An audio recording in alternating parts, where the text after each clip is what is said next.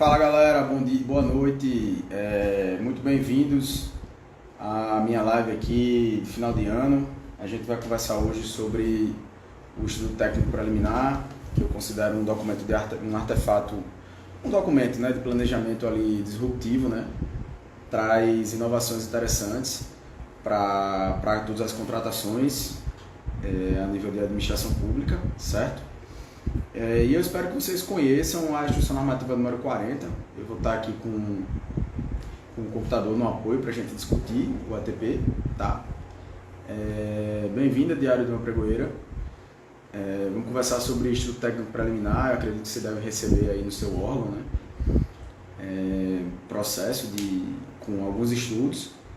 Na verdade, você deve tratar mais com um edital, né? Mas o estudo ele embasa o termo de referência e certamente deve chegar alguma coisa do estudo aí para você, né? Então, vou fazer um breve histórico aqui de como é que foi criado o estudo técnico, né? Como é que ele surgiu aí no contexto da administração pública federal. Por enquanto, ele é adotado pela administração pública federal e está como obrigatório na nova lei de licitações, né? Mas eu acredito que ele é mais usado dentro da administração pública federal porque existem várias instruções normativas que dispõem sobre ele, né? Então ele foi inicialmente, diga aí, Geudson, beleza, meu amigo? Ele foi inicialmente criado através da IN número 5/2017. Deixa eu acenar aqui para a galera, chamar o pessoal para live, a galera movimentar isso aqui, né? E aí a gente tem uma discussão mais rica, né? Certo? Vamos lá. Quem é que tá por aí? Dá um alô. Tô vendo o Wagner aqui, Geudson. Dá um oi aí no chat se vocês estão acompanhando aí. Hoje eu vou falar sobre o estudo técnico preliminar, tá? Quem quiser fazer perguntas aí pode colocar nos comentários que eu vou acompanhando. Diário de uma Pregoeira. Precisamos analisar todo o processo antes da publicação do edital. Portanto, também precisamos conhecer sobre a ATP. Exatamente, é importante. Com certeza. É uma prática de gestão, uma prática de gestão importante, né? Você tentar ver ali todo o processo, como é que ele foi criado, como é que ele nasceu, por que ele nasceu, né? Então isso é muito importante e muitas vezes o pregoeiro não tem tempo, né? Ele termina lendo só o edital e alguns trechos do edital, são tantos editais para tocar para frente que às vezes ele nem tem tempo de chegar a esse nível de profundidade de ATP, mas é importante saber como é que aquela licitação, entender como é que aquela licitação foi pensada, né? Foi estruturada e organizada, né? Muito bom, Diário da Pregoeira. Então, dando início aqui à nossa live, o ATP ele aparece pela primeira vez, pelo menos que eu tenho conhecimento, digamos assim, lá na IN Instrução Normativa número 5/2017, certo? Então, desculpa. Então lá na IN ele é mencionado a primeira vez. Essa IN ela é totalmente direcionada para serviços, né? Então os órgãos públicos que têm melhor nível de governança, eles começaram a adotar essas exigências que estão lá na IN, principalmente quando vão contratar mão de obra, né? E serviços também, enfim. E aí ela começou a ser utilizada ali pela administração. Eu acredito que muitos órgãos estaduais e municipais eles não se utilizam ainda do ATP, então eles só fazem no máximo ali o termo de referência. Que quando é bem feito é bom também, mas é importante conhecer o ATP e se apropriar das exigências e entender o que é que o ATP representa dentro do processo licitatório, né? Então, o que é que ele... Seja bem-vinda, Amanda. O que é que ele traz de tanto de novidades, como de inovações, como de benefícios, né? dentro ali do processo licitatório como um todo. Então, como é que vai acontecer mais ou menos aí o processo de planejamento de uma contratação, tá? Uma unidade, ela vai ter uma unidade requisitante, solicitante, quer que seja, que você possa chamar, ela vai ter uma necessidade de contratar alguma coisa, como todos os órgãos têm, né? E aí ela vai formalizar essa demanda, né? Vai enviar um documento de formalização da demanda para o setor de licitações do órgão, né? Então, esse setor de licitações ele pode ter várias denominações, enfim. É o setor que providencia, viabiliza as licitações dentro daquele órgão. Então, ela vai formalizar essa demanda. O setor de licitações, é importante que ele tenha um pessoal que trabalhe com planejamento, tá? Então, um pessoal que entenda disso.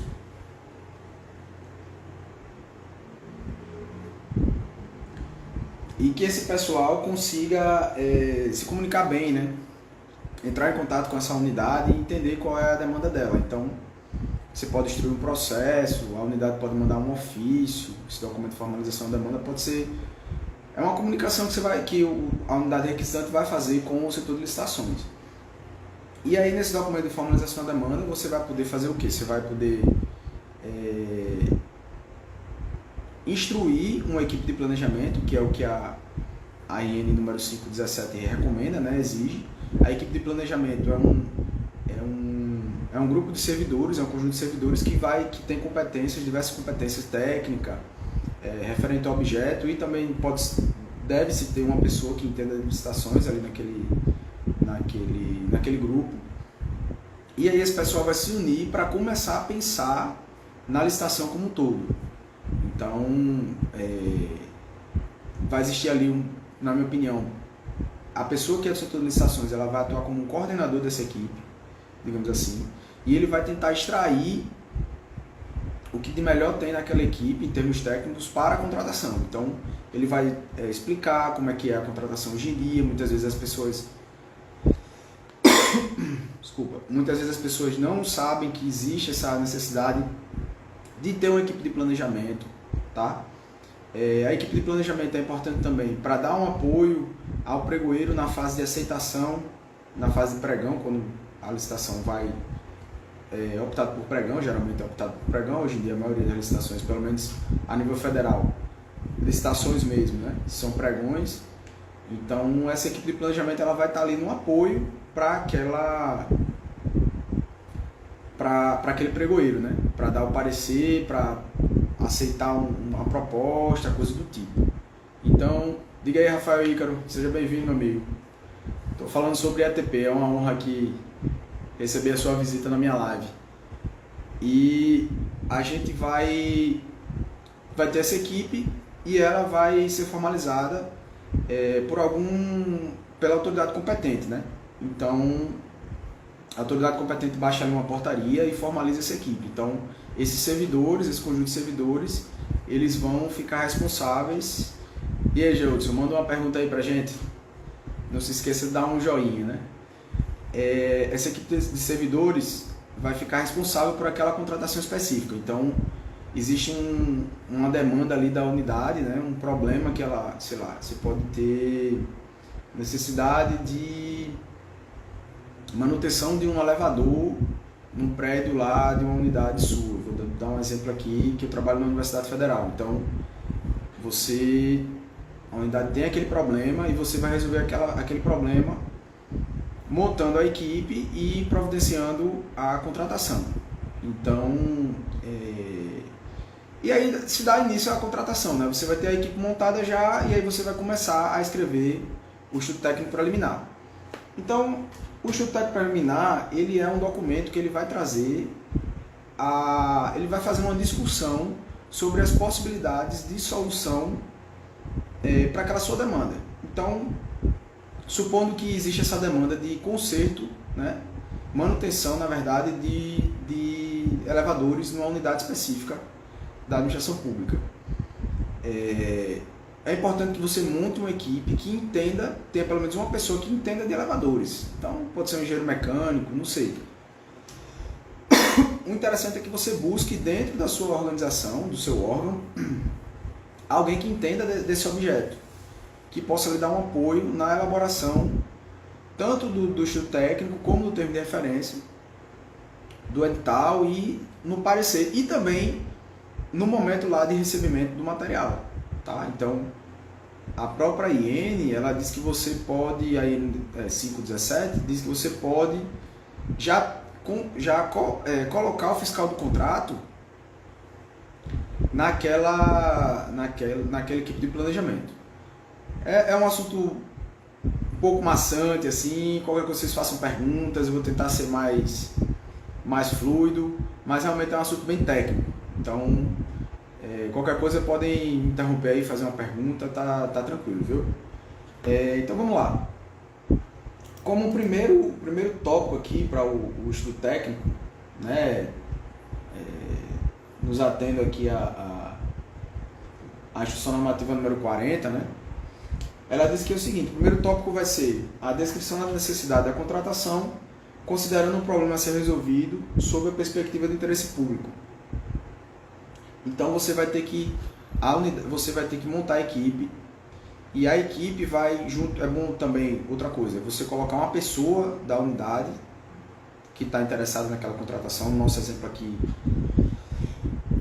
é uma unidade que quer fazer a manutenção de um elevador, então é bom que tenha uma pessoa técnica e uma pessoa também da unidade que tem interesse nisso aí, tá?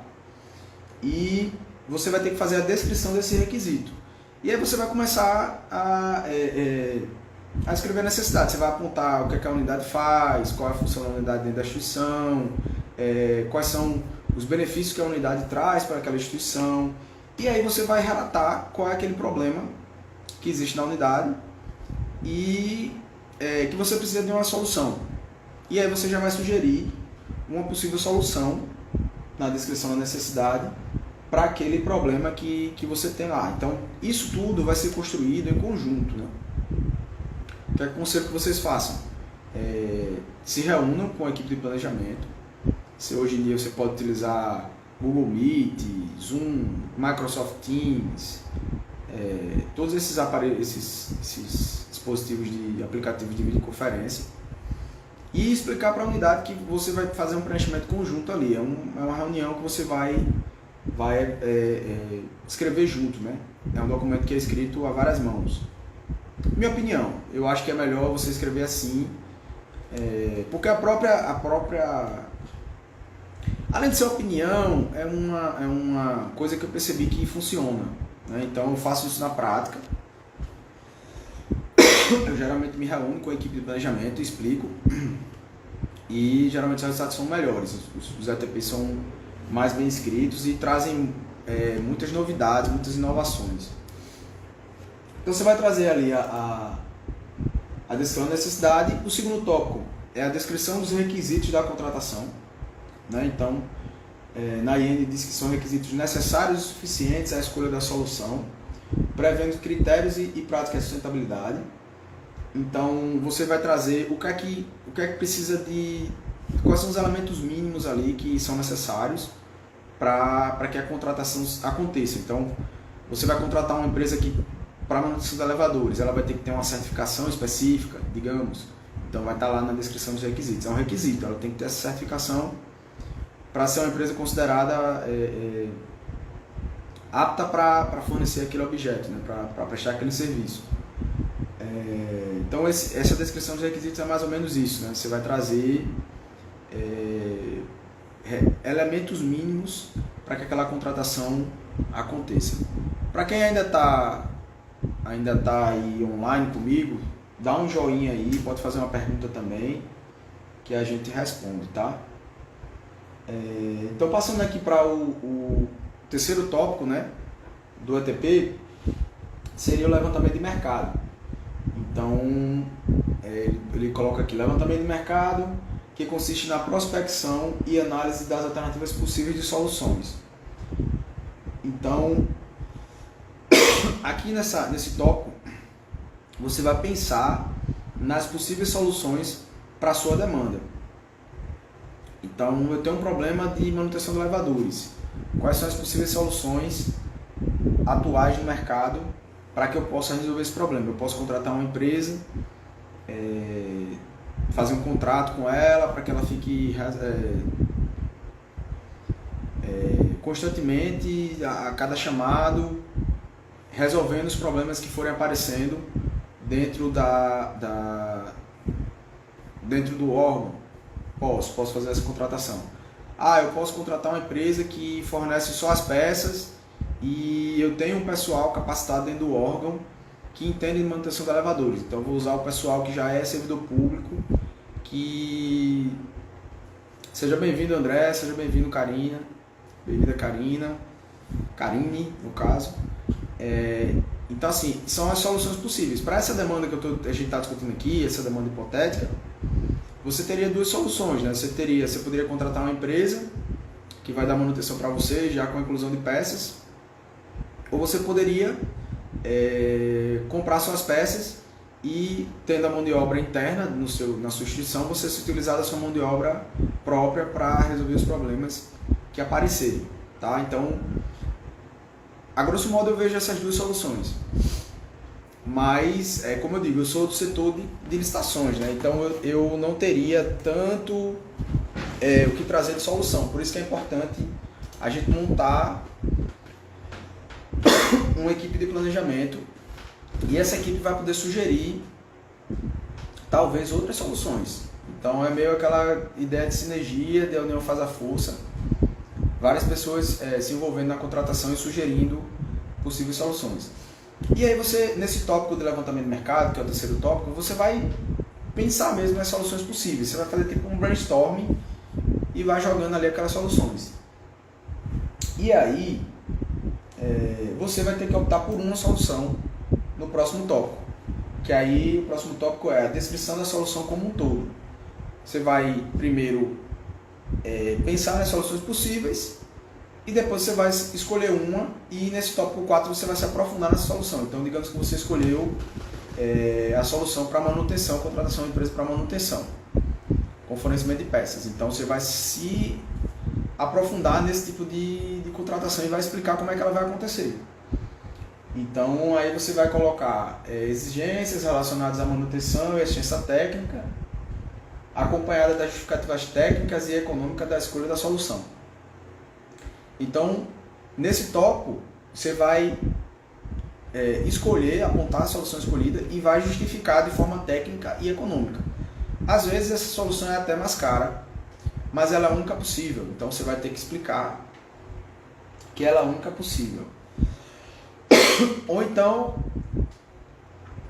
você pode justificar também com base no custo, né? Você vai ter que ter sempre estar olhando para essas duas perspectivas, né? A perspectiva técnica e a perspectiva econômica na sua escrita do ETP.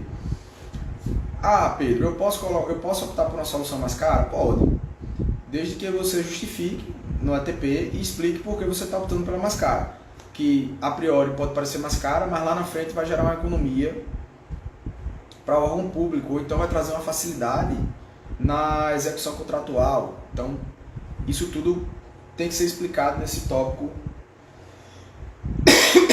de descrição da solução como um todo, tá?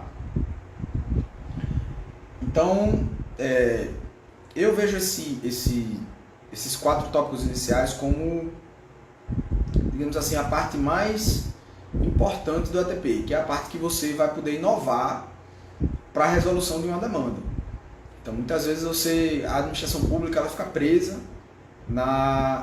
num tipo de solução e ela deixa de olhar para outras soluções que podem facilitar a vida dos gestores e até mesmo trazer economia para o órgão. Então, faltava esse tipo de documento, de artefato dentro do escopo do planejamento da administração pública para que essa discussão possa ser feita, né? Então, esses 4 tópicos eu vejo como os mais importantes, assim. O resto são tópicos que você vai trazer algumas informações importantes, mas são informações, ao meu ver, mais burocráticas, tá? Então, por exemplo, você vai trazer no 5º tópico, você vai trazer a estimativa das quantidades a serem contratadas, acompanhada das memórias de cálculo e dos documentos que lhe dão suporte.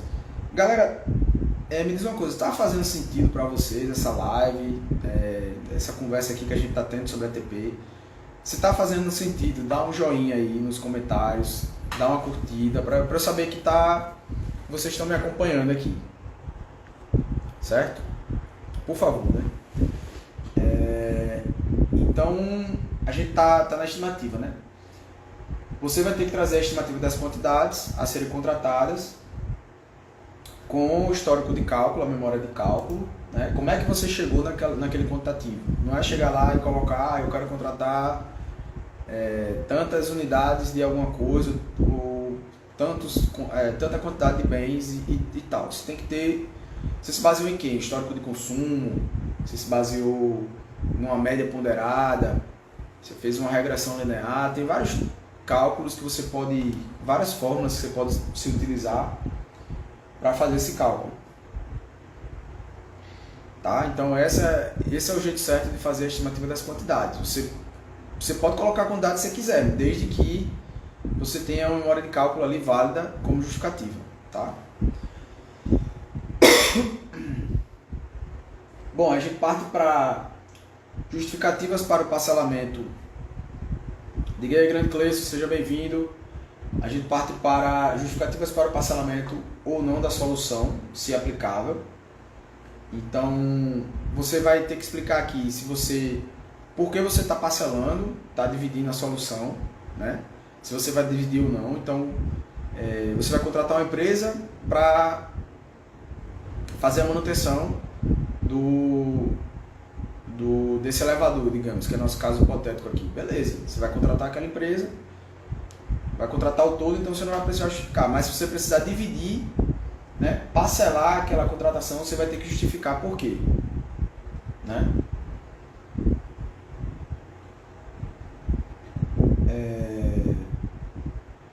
E também você vai dizer por que não... Pronto, aí aqui finaliza essa justificativa. Né?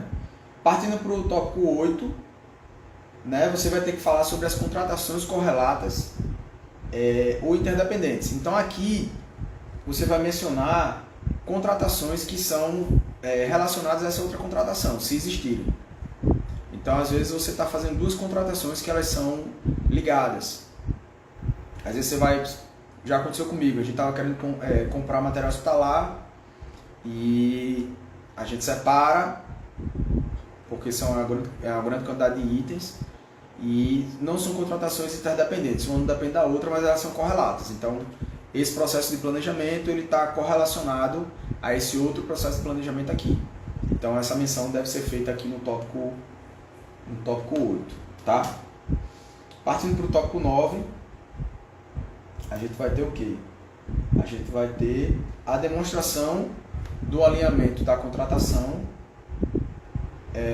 entre a contratação e o planejamento do órgão, identificando a previsão no plano anual de contratações, ou se for o caso, justificando a ausência de previsão. Então é o seguinte, nesse tópico você vai explicar se aquela contratação que você está pretendendo fazer, ela se alinha com algum plano estratégico ou gerencial da instituição. Então, aquela contratação, ela está relacionada com um plano de gestão, ela está relacionada com algum documento que a instituição tem de planejamento estratégico, ela está alinhada com algum interesse daquela unidade que está sendo beneficiada com a contratação. Então, tudo isso você vai colocar nesse tópico aqui, no tópico 9. É o alinhamento da contratação, tá? Com algum documento, algum planejamento formal do órgão, tá? Então você vai colocar aqui. E também você vai ter que mencionar aqui se essa contratação ela foi inserida ou mencionada, no caso, né? Inserida mesmo no plano anual de contratações da instituição. Então todas as contratações, não sei se vocês sabem, elas têm que ser informadas no plano anual de contratações daquele órgão. Então, todo órgão, anotem aí, de acordo com a Instrução Normativa número 1, 2019, todo órgão tem que fazer o seu plano anual de contratações, entrar no sistema PGC, que é o sistema do Comprasnet, né, um dos subsistemas do Comprasnet, e fazer e prestar essa informação. Por quê? Porque no futuro eu acredito que os órgãos, o Ministério da Economia vai coletar esses dados e vai utilizar esses dados na elaboração do orçamento. Existe forma mais técnica, falando de forma mais técnica, existe um documento de planejamento a nível orçamentário chamado Lei Orçamentária Anual, a LOA, né? Então, essas informações devem ser utilizadas para a LOA futuramente. Então, todo órgão ele tem que fazer, inserir as contratações, todas as contratações que ele vai fazer naquele ano para o ano subsequente. Então, por exemplo, agora, entre, se eu não me engano, fevereiro e abril, os órgãos eles vão ter que informar o que eles pretendem contratar para 2023. A gente vai entrar em 2022 depois da manhã, né? Então, no comecinho de 2022, o órgão ele já tem que se planejar para as contratações de 2023. Por quê? Quando você informa em 2022, o governo federal, o Ministério da Economia, ele pega essa informação de compras e ele coloca na lei orçamentária de 2023. Só que a lei orçamentária de 2023, ela vai ser planejada em 2022, ela vai ser elaborada em 2022. Então é por isso que existe essa necessidade de informação do PAC logo no começo de 2022 para o que vai ser contratado em 2023, tá? Galerinha, mais uma vez, se está fazendo sentido para vocês, dá um joinha aí. Tá variando aqui, a gente tem 3 pessoas assistindo, muito bom, excelente. Agradeço pela presença de vocês, fico muito grato de estar contribuindo aí, trazendo conteúdo aqui para vocês, compartilhando um conhecimento aí de alguns anos que eu tenho, tá? E se possível, compartilhem aí com o pessoal que vocês acham que tem interesse nesse assunto. É um assunto muito específico, né? Muito técnico e tal, mas é o que eu gosto de falar. Então, a gente fala o que gosta. Então, avançando aqui na análise do ATP, né? A gente vai para o tópico de resultados pretendidos. Então, ele vai colocar resultados pretendidos em termos de efetividade, desenvolvimento nacional sustentável. Então, geralmente você vai colocar... Aqui ele está falando de uma forma bem genérica, né? A gente vai colocar o resultado pretendido para a unidade. Então, se você vai contratar ali a manutenção de um elevador, você quer que o elevador fique funcionando da melhor forma possível, que ele nunca quebre, enfim. Que as pessoas... que você não tenha problemas de ruptura, né? Que as pessoas não sejam prejudicadas por deixar de poder utilizar aquele elevador, né? Então, já aconteceu comigo, eu trabalhava numa unidade que ela tinha uma plataforma de elevação para cadeirantes.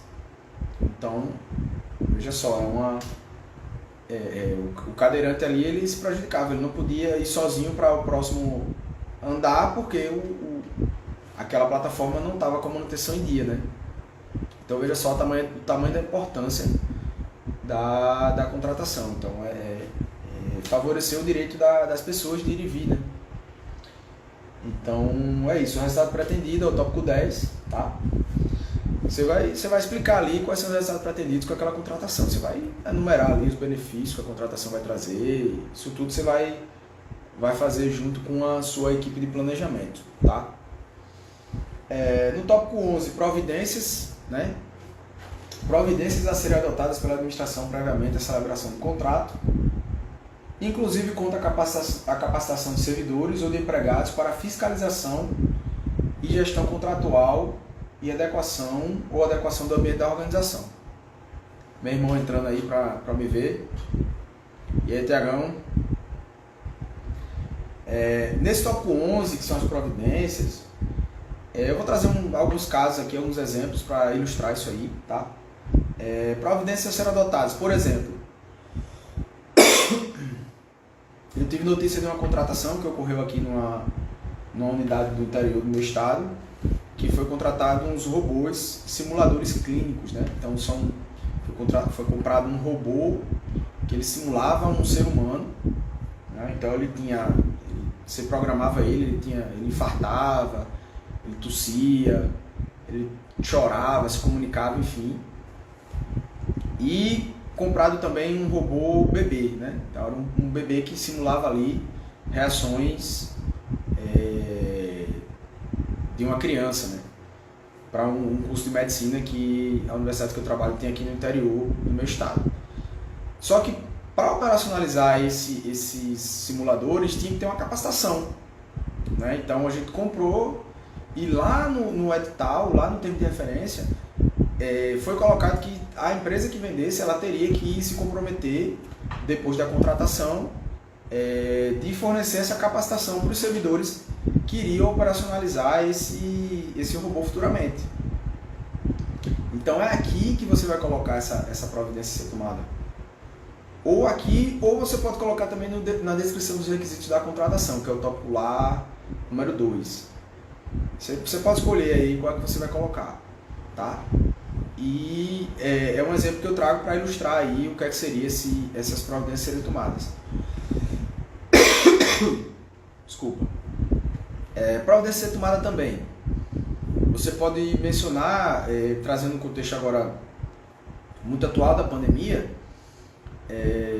acredito que o Ministério da Saúde, quando comprou as vacinas, ele teve que colocar, sim, ele teve que fazer ATP. Eu acredito que lá o Ministério da Saúde tem uma equipe que escreveu o ATP. Ele teve que colocar que a vacina da Pfizer, se não me engano, ou é da Oxford, ela precisa de super geladeiras, né, para poder armazenar a vacina. Então isso é uma providência a ser tomada.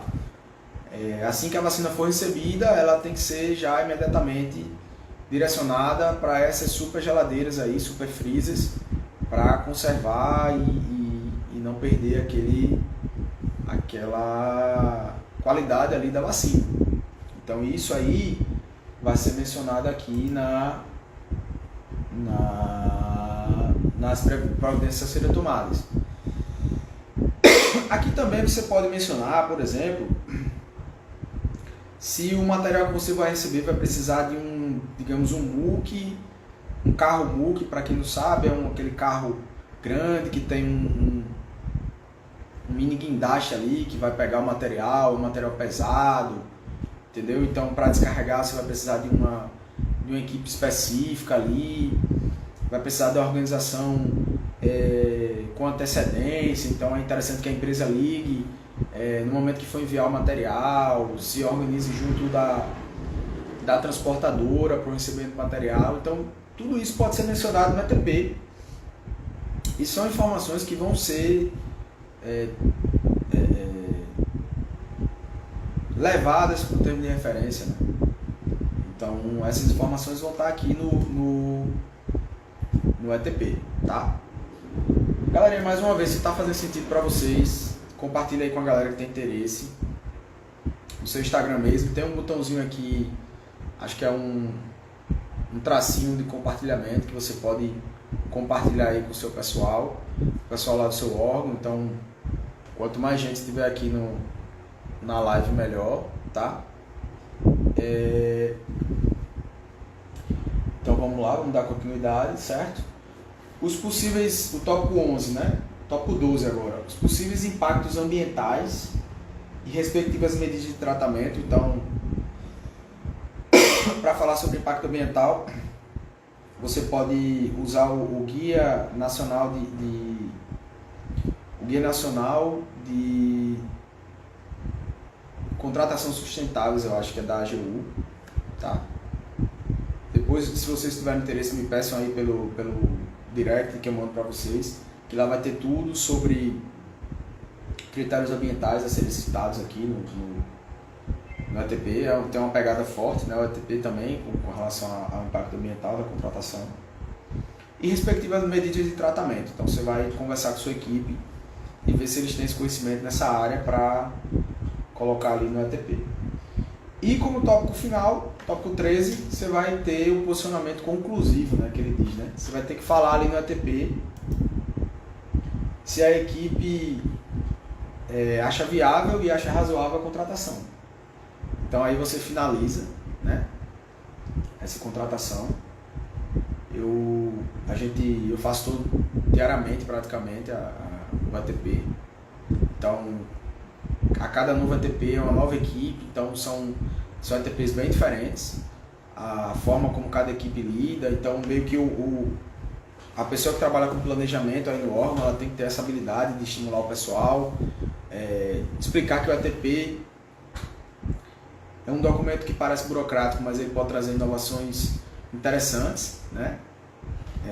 Às vezes você pode fazer trazer uma diferenciação aí na contratação. Você pode sair da contratação padrão aí que você vai sempre se utilizando para uma nova contratação, por exemplo, sei lá, se no seu órgão você compra ar-condicionado, você pode fazer um ATP para estudar uma possibilidade de locação. E aí você pode ver que essa possibilidade de locação ela não é tão vantajosa para seu órgão. É possível também. O ATP ele nem sempre é favorável, ele é conclusivo, tá? Então você pode concluir que essa contratação, adotando essa escolha de locação, não seja viável. E aí você pode declinar desse tipo de solução e recomendar novos estudos técnicos com base em outra solução. É possível também. E essa solução, digamos assim, que foi considerada inviável, ela vai ficar como histórico dentro do processo, que aí qualquer pessoa do povo ou órgãos de controle vão poder consultar, né? E entender que pelo seu estudo você se reuniu com um grupo de pessoas e concluiu que aquela contratação não é viável. É possível também, certo? Tá, então é isso. Eu espero que vocês tenham gostado aqui da live. Eu tentei abordar todo o ATP, trazer um pouquinho do histórico aí do ATP. É um documento bacana de se fazer, fácil, tranquilo. Eu acho que você consegue fazer quando você se propõe a fazer. Então você vai fazendo, a cada nova equipe que você vai se reunindo, você vai ficando mais... Seja bem-vinda, Kívia. Você vai ficando tendo mais prática. E é isso. É interessante que você monte equipes diversas. Então, quanto mais objetos diferentes você pegar, melhor. Tá? Eu não sei como é que é a organização aí no órgão de vocês quanto aos objetos, mas onde eu trabalho existe uma divisão por grupo de material, por enquanto, pelo menos. Então, quanto mais diferente for de objetos, melhor. Você vai compartilhar aqui com o pessoal aí que tem interesse em licitações. Estou falando sobre estudo técnico preliminar, tá? Então, eu acredito que é muito possível você aprender a fazer o ATP. É muito tranquilo. Eu estou aqui à disposição se vocês quiserem. Eu dou mentoria nessa área de planejamento. Inclusive o Cleison já fez comigo, acredito que gostou. Tá me devendo um depoimento, né? Vou até cobrar dele um depoimento para postar lá no perfil. E é isso. Eu espero que tenham gostado da live de hoje. Estou à disposição para vocês tirarem dúvidas sobre esse material. Ano que vem a gente vai ter novidades. No final de janeiro eu vou lançar a segunda turma do Descomplica Licitações, tá? Então vai ser bem interessante. A gente já vai para a segunda turma. E é isso. Eu fico à disposição no direct aí. Qualquer coisa, dê um alô. Eu espero que vocês tenham um feliz ano novo aí. Passem bem com a família. Tomem relaxem. E valeu, um abraço. Até mais.